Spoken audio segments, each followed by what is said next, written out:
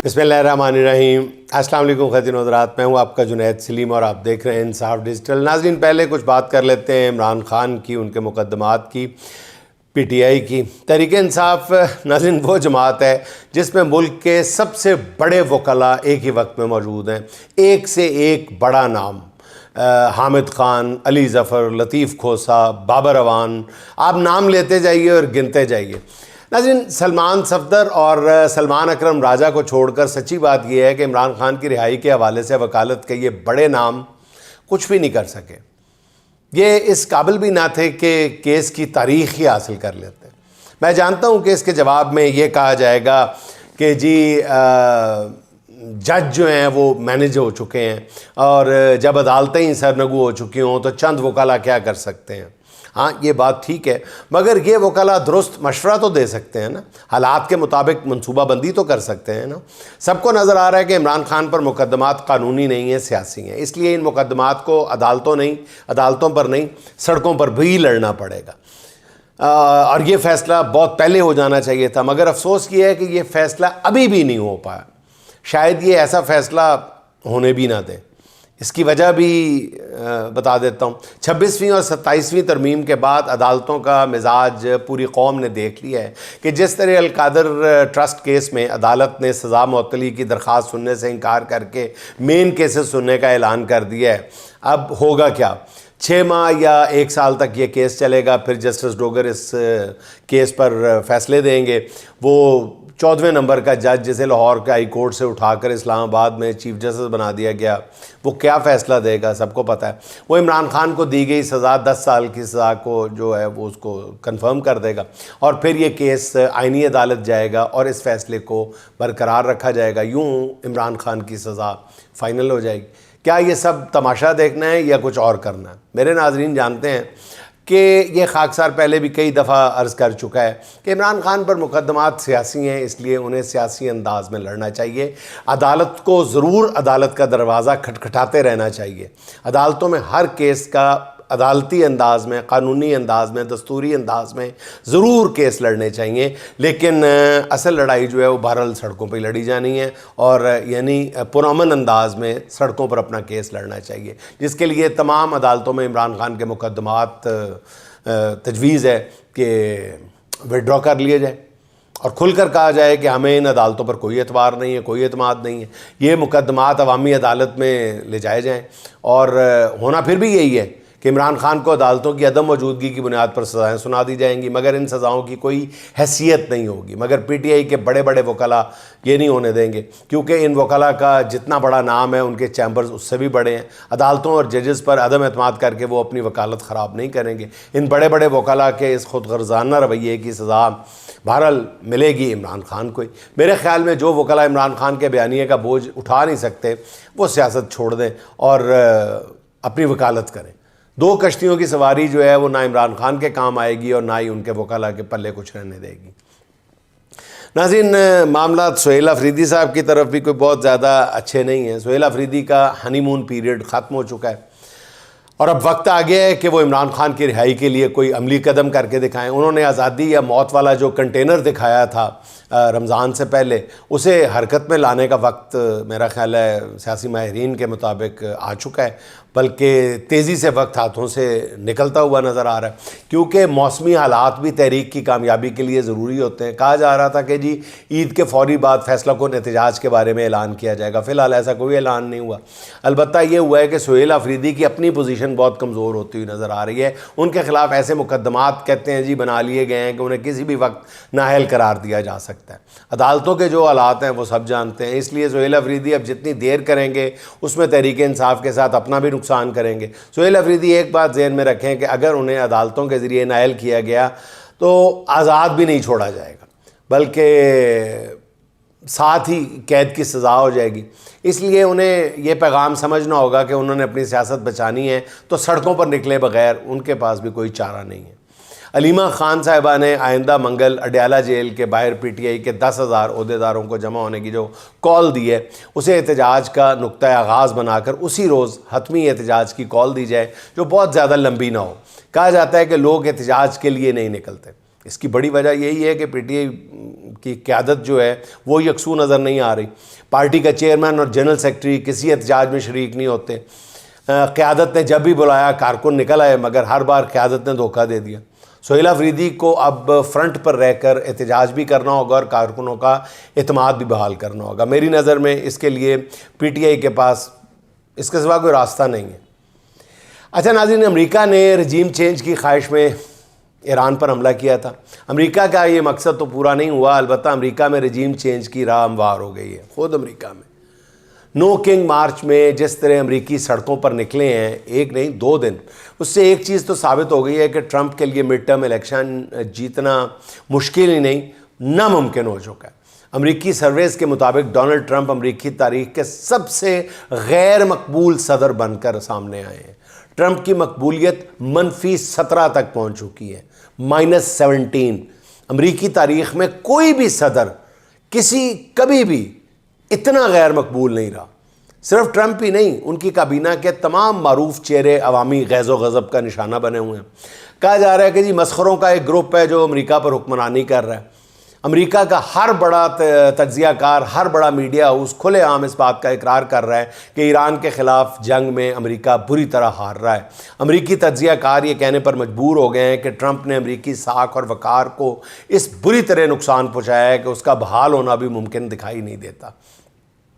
नाज़रीन, अमेरिका को जो सबसे बड़ा धचका लगा है वो ये है कि जंग में एक मुजरिम नेतन्याहू के अलावा कोई भी अमेरिका का साथी नहीं।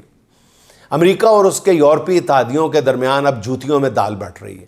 बरतानवी वज़ीर आज़म ने आज वाशगाफ अल्फाज में कह दिया है कि बरतानिया किसी सूरत ईरान जंग का हिस्सा नहीं बनेगा। इस जंग ने दुनिया की मईशत तबाह कर दी है। दूसरी तरफ फ्रांस ने इसराइल के लिए अस्करी सामान ले जाने वाले तैयारों को अपनी फ़िज़ाई हदूद से गुजरने की इजाज़त नहीं दी, जिस पर सदर ट्रंप जो है वो गुस्से से लाल पीले हो रहे हैं। उनका कहना यह है कि फ़्रांस ने ईरानी सुप्रीम लीडर को ख़त्म करने में भी मदद नहीं की। फ्रांस बहुत गैर मददगार रहा है। अमेरिका ये बात याद रखेगा। स्पेन ने भी ईरान पर हमलों में शामिल अमेरिकी तैयारों के लिए अपनी फ़ज़ाई हदूद बंद कर दी हैं और स्पेनिश वज़ीर दिफा का कहना यह है कि स्पेन ना तो अमेरिकी फ़ौजी अड्डों के इस्तेमाल की इजाज़त देगा और ना ही ईरान जंग से मुताल्लिक़ कार्रवाइयों के लिए फ़िज़ाई हदूद फराहम करेगा। नाज़रीन, अमेरिका की हालत ये हो गई है कि पोलैंड ने पैट्रियट मिसाइल डिफेंस सिस्टम की बैटरी जो है वो मशरिक़ वस्ता मुंतकिल करने की अमेरिकी दरख्वास्त मुस्तरद कर दी है। बहुत बड़ा ये स्टेप है पॉलिश गवर्नमेंट की तरफ से। पॉलिश वज़ीर दिफा का कहना यह है कि पैट्रियट मिसाइल डिफेंस सिस्टम बैटरियाँ और उनका असला पोलैंड की फ़िज़ाई हदूद और नेटो के मशरक़ी महाज़ के दिफा के लिए इस्तेमाल हो रहे हैं। हम उन्हें कहीं और मुंतकिल करने की इजाज़त नहीं दे सकते।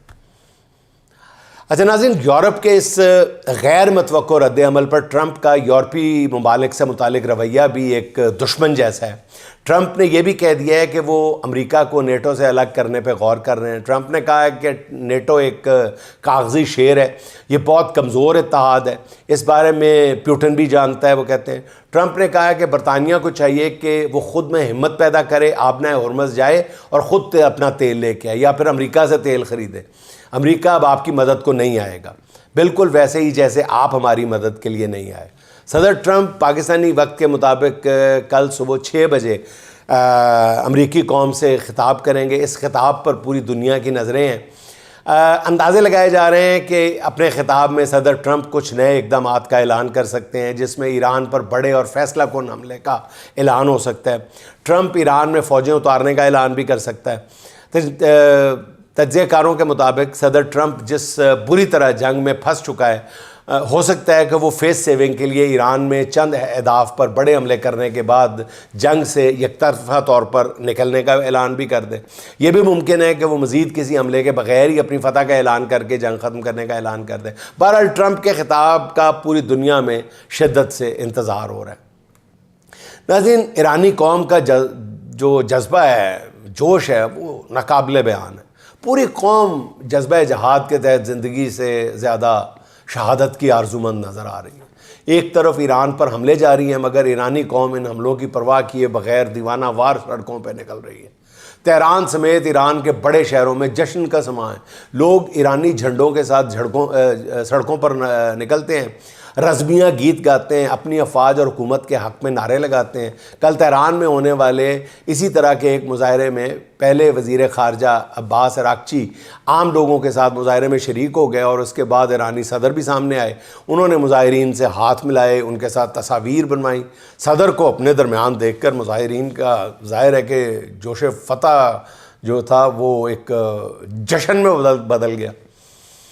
अच्छा नाज़रीन, आखिर में कुछ ज़िक्र हो जाए, ज़ाती हवाले से एक अर्ज़ करना थी।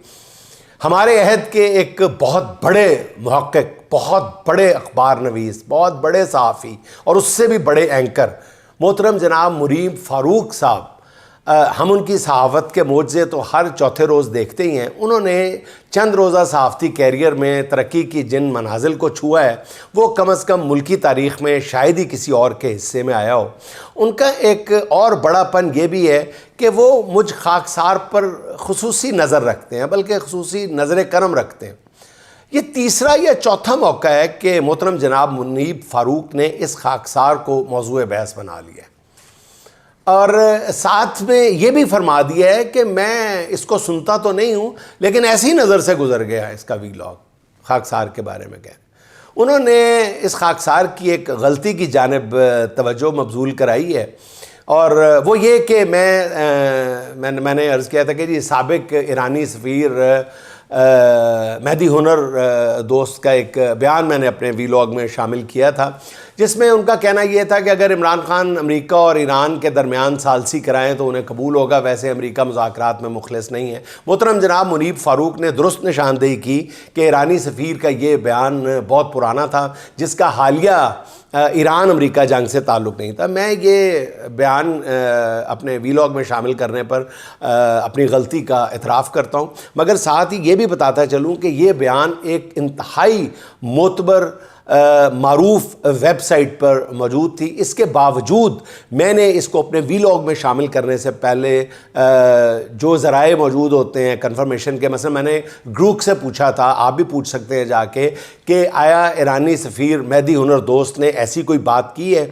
तो ग्रुप ने इस बयान की हरफ बहरफ दुरुस्त होने की तस्दीक की, मगर ये नहीं बताया कि ये बयान कब का है। ये मैंने पूछा भी नहीं था, मेरी गलती है। बहरहाल इसके बावजूद मुझे अपनी गलती तस्लीम करने में कोई आर नहीं है, ऐसा नहीं होना चाहिए था, यह सहाफ़ती असूलों के मुताबिक नहीं है। मगर मोहतरम जनाब मुनीब फ़ारूक ने इस बयान को जवाज़ बनाकर इस खाकसार के बारे में और भी न जाने क्या कुछ कह दिया।